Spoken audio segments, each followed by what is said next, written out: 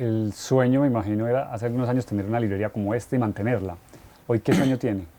Ese era un sueño de Elkin Obregón, el que tuvo la idea, este amigo nuestro, gran caricaturista y gran escritor, Elkin Obregón. Era un sueño de él que nosotros pudimos realizar juntos.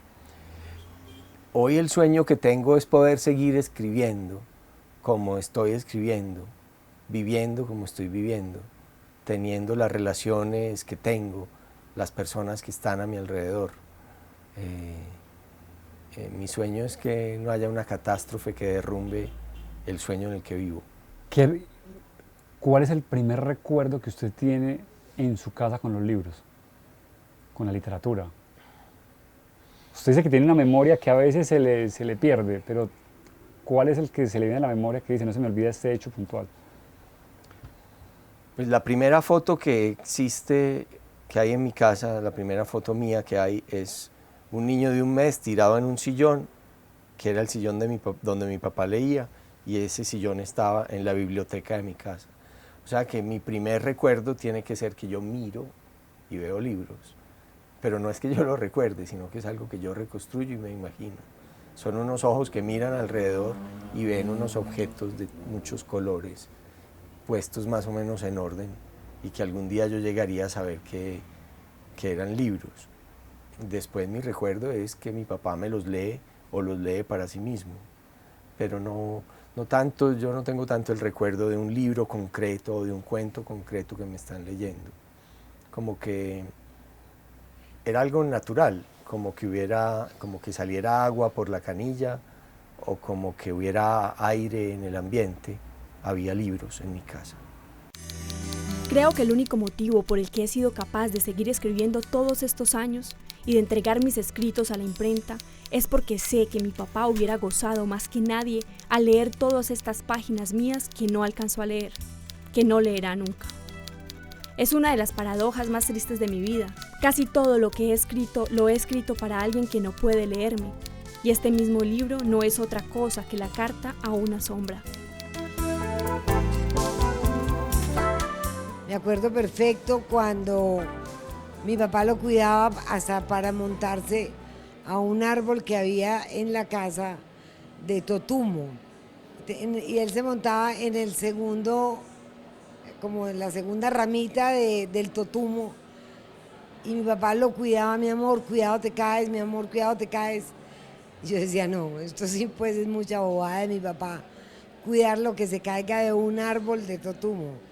Me acuerdo de entrar del colegio yo y estar mi papá encerrado con él en la biblioteca, él encima de las piernas de mi papá, con la máquina de escribir al lado, y mi papá leyéndole y él embelesado oyendo, y iba como dibujando, pero o le ponía, pues se llamaba tocadiscos.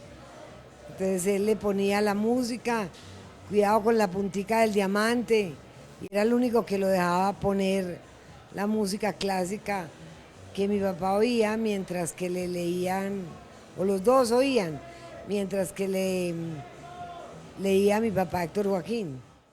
Me acuerdo cuando nació que mi papá no estaba en Colombia, entonces nosotros estábamos muertas del horror que había nacido un hombre. Imagínate, entonces nos iba a sacar a nosotros de taquito. Entonces entró a la pieza donde mi mamá, fuimos al aeropuerto, pero no con mi mamá.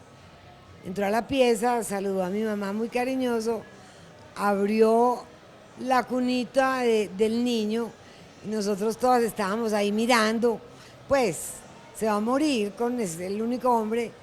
Y dijo, muy lindo el niño, pero más lindas mis mujeres. Y nosotros nos fuimos a jugar a la casita de muñecas. Él se quedó, mi mamá ya nos cuenta, que se quedó embelesado con su niño, pero nosotros quedamos felices de que éramos las más importantes para él. Usted dice que es algo natural, ahora que dice eso, a mí no sé, particularmente me impresiona visitar casas y no ver bibliotecas. Y si un niño en la casa no vio nunca un libro, pues creo que es el resultado de lo que vemos afuera en la sociedad como tal. ¿No le impresiona a usted ver que es muy normal que en las casas no existan las bibliotecas, pues un estante con libros, hay 3 de estudio de la universidad de alguien tal vez y no más. Sí, hay muchos tipos de casa. A mí me gustan las casas donde hay un espacio reservado para los libros y no les da como vergüenza o no les parece que ese espacio es malo. En muchas casas no hay libros simplemente porque no hay plata para comprar libros. Y entonces, si a duras penas compran comida, pues difícilmente pueden tener el dinero sobrante para comprar libros. Sin embargo, en muchas casas hay plata para una botella de ron o una botella de aguardiente, y una botella de ron o una botella de aguardiente cuestan menos que un libro, por lo menos un libro viejo de Palinuro en general. Yo siempre he dicho que yo puedo saber más o menos cómo es una persona si puedo acercarme a su casa y ver los libros que tiene. Es un test de personalidad muy fácil de hacer. No sé, ahora en las personas acomodadas se utiliza un tipo de casa muy desnuda, donde no hay prácticamente objetos. Es el minimalismo en la decoración. Son casas muy frías y muy vacías y muy limpias. Tienen algo de hospital. Es lo que les gusta. Algún día eso pasará de moda y tendrán que venir a Palinuro a buscar los libros que tiraron a la basura. Sí, pero se lo digo que la explicación que uno puede encontrar a veces cuando una sociedad no lee es la violencia que vemos afuera. Es decir, y la apuesta que en Colombia lo vemos mucho, tal vez Medellín, la apuesta que hacen porque hayan bibliotecas y haya espacio para que por lo menos la gente, si no tiene para comprar un libro, pues por lo menos pueda venir aquí, leerlo, se lo presten. Y creo que eso va a ser la diferencia, pero creo que ya estamos dando unos pequeños pasos. Bueno, a mí la apuesta que hicieron Fajardo y Alonso Salazar por poner grandes bibliotecas de gran calidad y con edificios muy bonitos en las zonas populares de Medellín es la acertada. Ahora, no creo que la lectura sola garantice que una sociedad sea pacífica. Los nazis eran grandes lectores y les gustaba mucho la música clásica. A veces, a pesar de que seamos muy buenos lectores, podemos ser terriblemente violentos. No es que fueran unos intelectuales, porque eran muy burdos, y la manera de pensar de los nazis era terriblemente bruta e ignorante, pero algunos de ellos por lo menos sabían bastante de arte. De hecho, invadían París y lo primero que hacían era robarse todas las obras de arte, un poco por gusto y un poco por negocio. La cultura sola no es suficiente para bajar el índice de violencia de una sociedad, pero no se le olvide que el índice de violencia de Medellín ha bajado mucho y que si en 1991 aquí mataban a 7.500 personas al año, hoy en día las personas que matan son mucho menos, afortunadamente. Se han hecho cosas y hemos mejorado. Y en parte tiene que ver, yo creo, con esas intervenciones culturales de Fajardo o de Alonso Salazar en sus administraciones locales. Creo que en esta conversación es imposible no hacer tantos paréntesis, pero vuelvo a su historia en su casa con sus libros. ¿En qué momento tomó la decisión o eso fue natural o sin darse cuenta, decir, me voy a quedar a la literatura, las letras es como mi área? En el prólogo del último libro que yo publiqué, que se llama Testamento Involuntario, hablo de un amigo con el que yo empecé a escribir poesía en Laureles, en mi barrio en Medellín. Él se llamaba Daniel Echavarría, éramos amigos muy íntimos y nos juntábamos muchas veces a la semana a leernos los poemas que él había escrito y los que yo había escrito. A veces nos subíamos al techo de la casa de él, en la avenida Jardín, y nos poníamos a conversar de eso que habíamos escrito. Yo tenía unos 12 años y él por ahí unos 14, y durante varios años compartimos esa pasión por leer poesía castellana y por escribir versos. Después, cuando él tenía 16 años, cuando yo menos lo pensé, él se suicidó, se pegó un tiro en una oreja. Eso para mí fue como la primera gran ruptura con la literatura y con un género literario. Yo había empezado a escribir poesía a los 12, cuando tengo 14 mi mejor amigo se mata. Eso me dio a mí como la impresión de que la poesía era un oficio muy peligroso. De hecho, después he leído que el primer riesgo profesional de los poetas es el suicidio, y yo lo comprobé con mi amigo Daniel. a quien tanto quise y a quien le dediqué el libro mío último, Testamento Involuntario.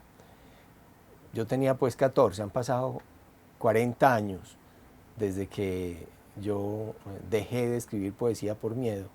Me dediqué a otras cosas, empecé a escribir más bien cuentos, novelas, prosas, y seguí escribiendo versos, pero al escondido, en cuadernos, que nunca publiqué. Como que publicar poesía me daba también temor, como que la poesía me podía acercar a la muerte, a unas sensaciones muy fuertes que me llevarían a algún tipo de muerte por infarto, por suicidio, y probablemente por eso el libro de poemas se llama Testamento Involuntario. Pero la pregunta era cuándo empecé, y empecé ahí, a los 12 años. Y en esa época adolescente de colegio, ¿tenía claro que quería ser escritor, dedicarse a la literatura? ¿O pensó que eso iba a ser un hobby? Para mí siempre fue muy claro, tenía que estudiar algo que me diera una manera de vivir sin alejarme de las letras. Yo le mandaba mis poemas a Olga Elena Matei, una poeta de acá. El hijo, Fernando, estudiaba conmigo, Fernando Arosemena estudiaba conmigo en el colegio. Y yo a veces hacía un sobrecito con mis poemas y se los mandaba a Olga Elena Matei, que se los leía a Manuel Mejía Vallejo. Manuel Mejía Vallejo y ella decían que esos poemas valían la pena y yo me sentía muy contento. Sí, le confirmaban bueno, que ese oficio al que yo me quería dedicar, sí, estaba bien. A veces ella me los destrozaba y me decía que estaba mal, pero de todas maneras lo hacía con mucho cariño. Entonces, yo lo tenía claro, pero también veía que los poetas pasaban muchas dificultades económicas. Mi papá era íntimo amigo de Carlos Castro Saavedra, otro gran poeta antioqueño. Y yo sabía que Carlos Castro pues, no tenía un trabajo normal y entonces no ganaba lo suficiente para mantener a sus hijos, muchas veces, hasta que ellos no crecieron y fundaron empresas que le permitieron tener a él al final una vida más cómoda. Sabía que la vida de poeta parecían vagos que se dedicaban a la contemplación, al alcohol y a no hacer nada. Pero es que al poeta no le sirve de nada tener mucha voluntad o mucha disciplina, porque el poema no llega cuando uno le da la gana o cuando se sienta disciplinadamente a escribir, sino que llega cuando al poema le da la gana. Y por eso los poetas tienen fama de vagos. Yo que tenía una mamá empresaria, muy aterrizada y con los pies en la tierra, y que quería tener una vida más o menos cómoda, pensaba, bueno, yo tengo que ser algo, tengo que ser profesor, o periodista, o médico, y además de escribir. Y eso es lo que intenté hacer, por eso busqué muchas carreras. Empecé filosofía, que para ser profesor. ¿Medicina? Empecé medicina, para ser médico como mi papá, apenas vi la sangre salí corriendo. Empecé periodismo y me echaron, pero finalmente terminé literatura y pude dedicarme al periodismo, que es lo que más o menos me ha financiado, subvencionado mi pasión por la literatura. Lo echaron tal vez por estudiar donde no debía estudiar. Sí, por esa combinación entre el lado práctico de mi mamá que decía es mejor estudiar en la Bolivariana donde no hay paros. Y le queda cerquita la casa. Le queda cerquita la casa, se va a pie, no hay paros, termina en 4 años, que en la de Antioquia quizá va a demorar 7 años, porque hay muchas huelgas y no va a terminar nunca. Entonces me voy para donde los curas, y los curas naturalmente chocan con mi visión del mundo, con el periódico que hacía con unos amigos, con Emar Sila y con mi amigo Medina, que después se mató, y con Alberto Echavarría. Entonces chocamos esa visión nuestra con la del cardenal López Trujillo, un godo recalcitrante, ultramontano, y que destrozó toda la teología de la liberación y los curas más o menos abiertos de Medellín, y es el culpable de muchas de las desgracias de los barrios de Medellín, porque sacó a los curas de esos barrios, que eran los que le daban cierta cohesión a los muchachos de Medellín. Él es uno de los grandes culpables de la tragedia de Medellín, ese arzobispo nefasto. Bueno, él me echó de la Bolivariana y bueno, como ve, hay cosas que parecen ir funcionando. Yo era muy buen estudiante, me ganaba las matrículas de honor y todo eso. Y cuando la cosa iba muy bien, ¡tan!, me mocharon la cabeza.